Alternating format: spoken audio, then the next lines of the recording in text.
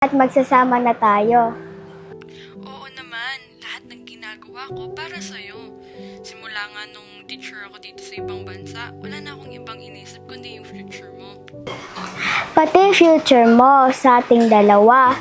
Makakabawi din ako pag nasa tamang edad na ako. Dahlia, basta tatandaan mo ha, huwag kang pasaway dyan. Kung hindi, kukurutin ko talaga yung ilong mo. Ate naman hindi naman ako pasaway. Mag-iingat ka dyan, ate. I love you, I miss you. Hi vlog! Welcome back to my channel. Oh my gosh! Thank you for my new followers! Today, imimit ko yung mga classmate ko and friends ko. Samahan niyo ako sa vlog na to.